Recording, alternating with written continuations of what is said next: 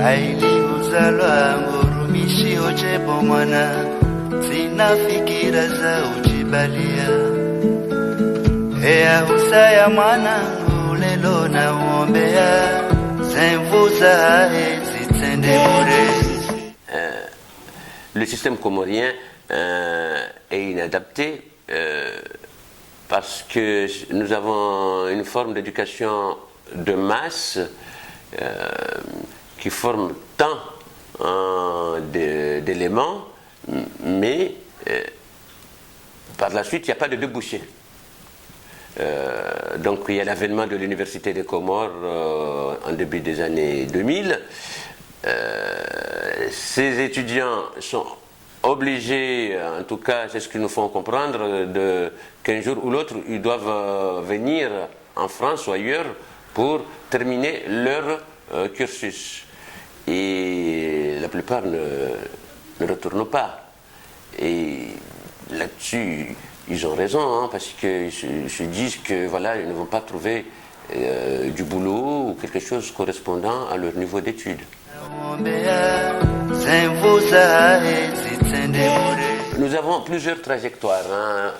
Nous avons des étudiants qui sont allés jusqu'au bout, ils ne sont pas nombreux, ils sont minoritaires, surtout en sciences humaines. Peu d'étudiants dans les sciences dures, la médecine ou même l'informatique, ça va, mais les autres sciences, non. Mais ils ne sont pas nombreux, ceux qui sont allés jusqu'au bout de leur formation et qui ont trouvé quelque chose correspondant à leur niveau d'études. Dans les milieux comoriens, et surtout le milieu grand comorien, il n'y a pas grand monde. Et il y a un autre profil d'étudiants qui, eux, dès le départ, ne voulaient pas aller loin.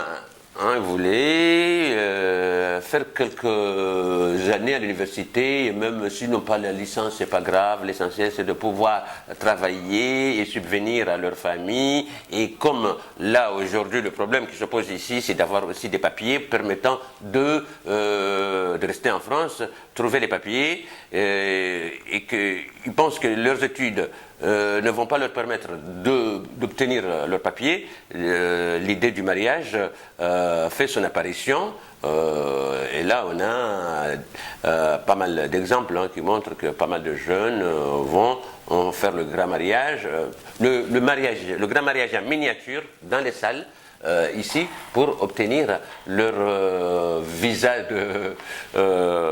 leur carte de séjour pour qu'ils puissent rester sur le territoire. Ah ouais, c'est-à-dire que nous avons des problèmes en amont et en aval. Déjà la formation là-bas au Comores, depuis la primaire, c'est pas ça. Il y a un problème de remise à niveau qui existe depuis fort longtemps. Il y a des lacunes. L'étudiant qui arrive a des lacunes. Des lacunes de français, des lacunes sur d'autres matières. Il arrive, il n'y a pas un cadre d'accueil. Avant, il y avait un contingent d'étudiants comoriens, et puis ils étaient recensés au niveau de l'ambassade, et ces étudiants, ils obtenaient des chambres universitaires leur permettant de se retrouver et d'être dans le mouvement, la mouvance étudiante dans les cités universitaires.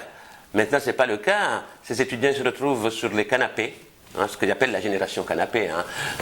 Ils sont hébergés. Hein, et ces hébergeants sont des gens qui n'ont pas fait d'études. Donc, qui passent souvent leur temps à regarder des cassettes d'Okumbi, hein, de mariage et tout. Donc, l'étudiant n'a pas les moyens de se concentrer, n'a pas la possibilité de trouver un endroit où, déjà, il est handicapé par son niveau.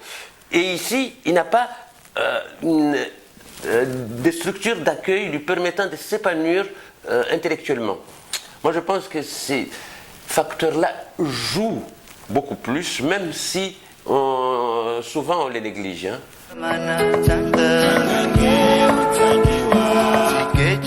En tout cas, pas pour le moment. Moi, je pense que c'est un combat de longue haleine, hein, parce que tout est lié. Contrairement à ce que pensent les autres, que voilà, on peut dissocier cette façon de voir le monde et la façon de faire des études de nos enfants, ou de nos frères, de nos sœurs. Tout est lié. Aujourd'hui, l'objectif primordial du Grand Comorien, c'est d'accéder à cette notion matérielle, même si elle ne le dit pas, mais ça se voit, qui consiste à atteindre l'objectif de l'honneur. Hein. Faire son grand mariage et être respectable, c'est un objectif que les gens se sont fixés.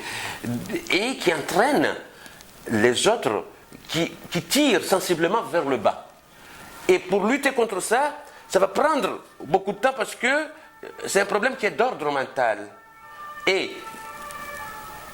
les gens qui ont émigré ici, on a plusieurs vagues d'immigration avant les années 80. Ceux qui émigraient ici avaient la bourse parce que là on était en période coloniale, ils n'avaient pas de problème. Il y avait moins de gens qui étaient instruits, même si on avait une licence, on était considéré comme un docteur à l'époque. Et après l'accession des Comores à l'indépendance,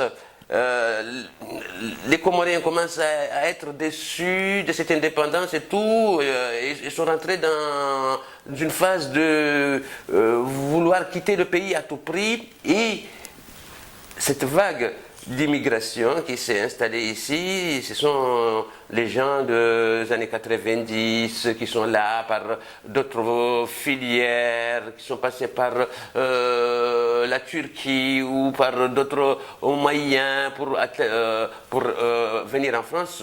Eux, ils ont une mission, ils sont majoritaires. Hein. Ils sont majoritaires, c'est de vouloir reproduire le même schéma que là-bas et vivre ici et là-bas. Donc, ils entraînent ces étudiants aussi dans leur façon de voir les choses. C'est un problème qui va durer, hein, parce que ce n'est pas une question matérielle, hein, c'est une question d'ordre mental.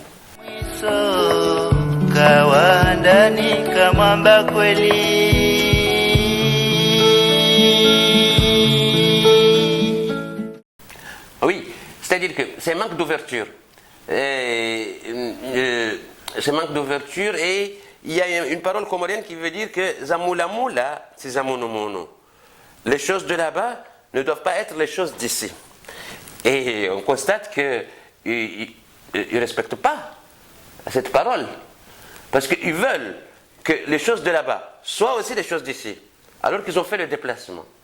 Et il nous fait comprendre que non, nous devons rester comoriens, ici. Mais ils oublient que nous ne sommes pas chez les Comoriens, nous sommes chez les autres. Donc on doit s'adapter. Et on étouffe la faculté humaine la plus glorieuse, c'est-à-dire la faculté d'adaptation. C'est ça le danger. Et comme ces gens-là ne sont pas des habitués, ne sont pas des fans du monde de l'extérieur, c'est-à-dire qui peuvent visionner, regarder du théâtre, lire ta thèse ou autre, mais qui sont figés sur les schémas, les stéréotypes et comment dirais-je, et les clichés de là-bas, ils veulent reproduire le même schéma. Et que nous autres, nous avons déserté le terrain pour porter la contradiction, pour leur dire qu'eux, ils se trompent. On a peur de leur dire que non, aujourd'hui, ce qui compte, c'est le long terme, qui est caractérisé par le devenir de leurs enfants. Donc, aujourd'hui, ils ont des beaux jours devant eux, parce que, voilà, ils sont les seuls, ils sont majoritaires aujourd'hui. Ils ont imposé leur façon de voir. Et ils nous le disent, que maintenant on reproduit les mêmes schémas, et ça se voit à travers les structures associatives. Il n'y a pas de structure associative nationale, il y a des structures associatives communautaires. Donc, c'est une façon de... Ils se trompent, parce qu'en disant qu'ils vont reproduire les mêmes schémas, ils ne peuvent pas reproduire les mêmes schémas, justement. Et c'est là où il y a un vrai problème. Aujourd'hui, on voit que le Okumbi, prenons l'exemple de l'Okumbi, parce que c'est ça ce qui est en vogue ici. L'Okumbi, admettons-le, est fait ici pour gagner de l'argent. c'est une poupée Barbie qui est exposée, permettant à la famille qui a loué la salle de gagner de l'argent. Et pour masquer tout ça, on nous dit qu'il s'agit là de la culture. Et ça se voit pendant le déroulement de l'Ukumbi, parce qu'on sollicite même les hommes du village. Il faut que la salle soit remplie. Il y a une nécessité monétaire, parce que déjà, ils doivent payer la salle. Et ils doivent aussi faire de bénéfices. Donc, c'est une façon qui est différente de la façon de combi de Comores, de la Grande Comore, parce que en Grande Comore, même s'il y a cet aspect monétaire, parce qu'il y a un aspect monétaire qui est derrière, hein, mais les hommes ne participent pas dans le Ukumbi. Et ici, on le fait pour un besoin hein, qui est vraiment financier. Hein. Donc, il y a une nuance à faire. Il y a un changement. Ce qui a été transporté à 13 000 km a changé. Mais de toute façon, ça ne peut pas être authentique. Même si eux nous disent ici que c'est authentique, c'est pas authentique. Ça ne peut pas l'être. C'est un petit peu le Torab, le cas du Torab. Le Torab qui a été transporté à Zanzibar, vers Zanzibar, par une femme, a fait la traversée jusqu'au Comores, et ce sont les hommes qui se sont appropriés du Torab. Qui ont dit non, le Torab est masculin. Alors que le Torab n'a jamais été masculin. Donc, mais c'est tout à fait normal, les changements, les transformations et les mutations qui sont produites sur quelque chose, vu la trajectoire qui nous sépare.